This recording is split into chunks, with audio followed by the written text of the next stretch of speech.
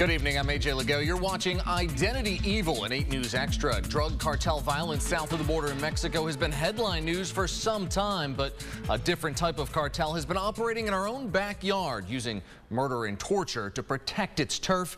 Tonight, we take you inside the most violent fake ID ring in U.S. history. And we do need to warn you, much of this story is extremely graphic.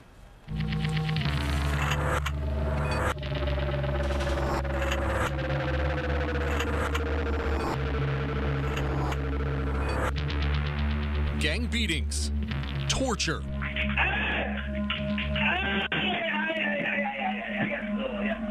even murder. All tools of the trade for a Mexican-based fake ID ring operating multiple cells in Virginia and 11 other states. These are dangerous people. That's a lesson this man, whose identity we're protecting, learned the hard way. He called a gun, and he put me right here.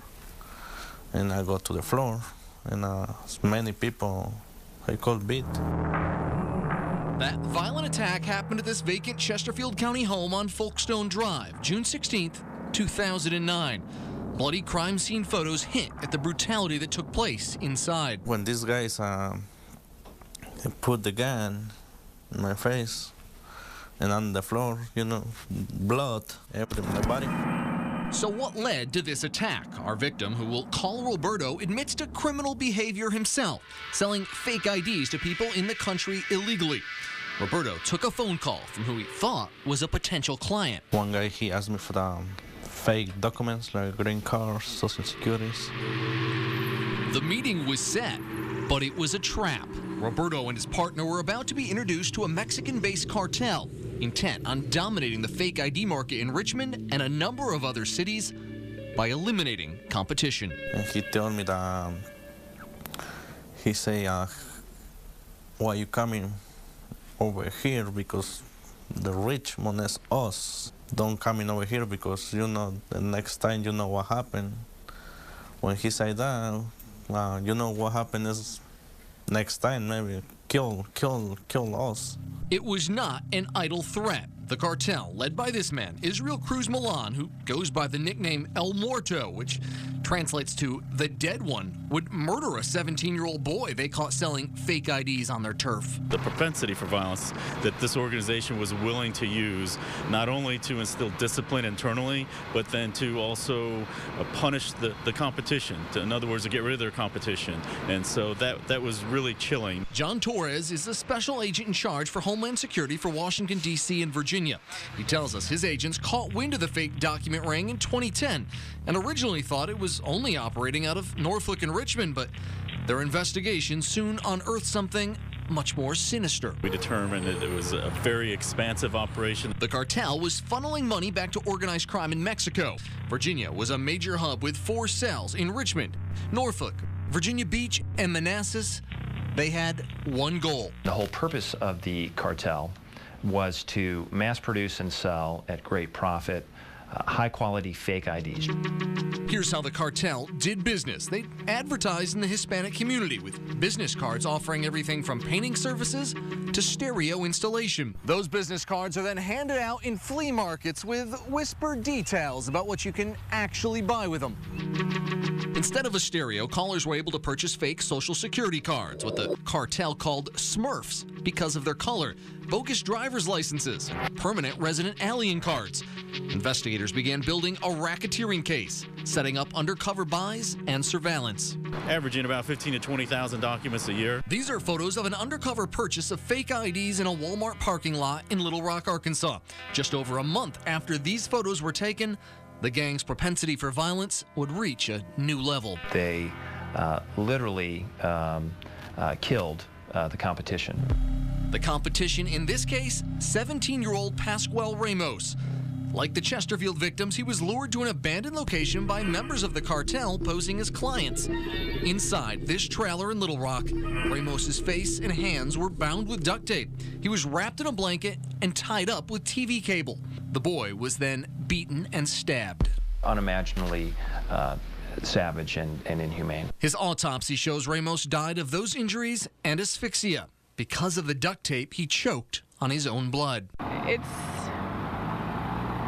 it's still hard coping with it, you know. Ramos's sister tells us his murder devastated their family. I have two sisters who are younger. One is 7, one is 5. And like my dad said, it's hard to answer to them when they ask, where is he and when is he coming back? This murder would be a turning point in the case. The killers were sloppy, making a series of critical mistakes.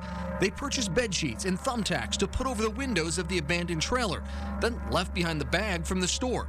It led investigators to a nearby Family Dollar, where surveillance cameras captured 4 men making the purchases just an hour before the murder, and fingerprints found on the bag came back to an Edie Olivares Jimenez,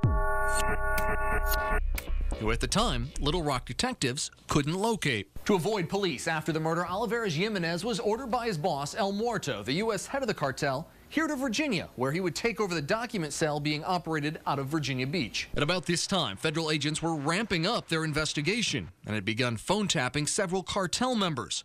What they would record is chilling. In October of 2010, from this apartment in Raleigh, North Carolina, El Muerto sets up a pair of conference calls to members of his organization. He tells them an employee has been caught stealing and, as a warning to others, is being made an example out of. He says, "It's a torture, buddy." He was restrained, he was duct taped, doused in water, and then had jumper cables attached to his chest. That man survived by jumping out this window. Speaking of the torture, a laughing cartel member says the adrenaline is awesome. The cartel would look to recreate that violence-fueled adrenaline high several more times, targeting the competition and members of their own organization caught breaking the rules. Showing no remorse for the dead teenager he left behind in Little Rock, Olivares Jimenez, who also goes by the nickname Daniel, is caught on a phone tap in Virginia Beach discussing how to deal with a rival document seller. He says, follow him to the house and boom, boom. Federal agents are now close to making their move to shut down the cartel. We'll have that part of the story after the break. And welcome back to Identity Evil. Federal investigators are closing in on a fraudulent document cartel, spreading a reign of violence across 11 states, including Virginia. Murder, torture, and a steady stream of cash flowing from U.S. streets across the border into Mexico. They were sending back as a little over $1 million over a 3-year period back to Mexico, and that's just what we were able to account for. Investigators were finding out the fake ID gang was run like a well-organized business. This was like a Fortune 500 company. And violence was their idea of advertising. As opposed to using TV commercials or paid spokesmen, they use knives and guns and baseball bats and unspeakable acts of torture. Federal agents are treating the operation just like a white-collar case. Focus on following the money and the paper trail and the phone records, basically. The fake IDs sell for $150 to $200 each, and agents have been tracking the money. As head of U.S. operations, El Muerto has been using Western Union to send their earnings to Mexico. And he would send money back to Mexico on a bi-weekly basis to basically pay his bosses. Federal agents make their move. On November 18th, 2010, a simultaneous series of search and arrest warrants are executed on each of the cartel's 19 cells. They recovered thousands of fake IDs, detailed sales and earnings logs, even payment records for coyotes for getting cartel members into the U.S. To date, nearly 30 members of the cartel have been convicted here at Richmond's federal courthouse. The dead one, Israel Cruz Milan, who orchestrated numerous acts of torture and violence, pled guilty and was sentenced to 25 years behind bars. He told the court he was sorry. He told the court that he asked the court to give him a chance at redemption. Edie Olivares Jimenez, stone-cold killer whose actions the judge called pure, unadulterated torture, received 2 life sentences. He apologized in court to his victim's family.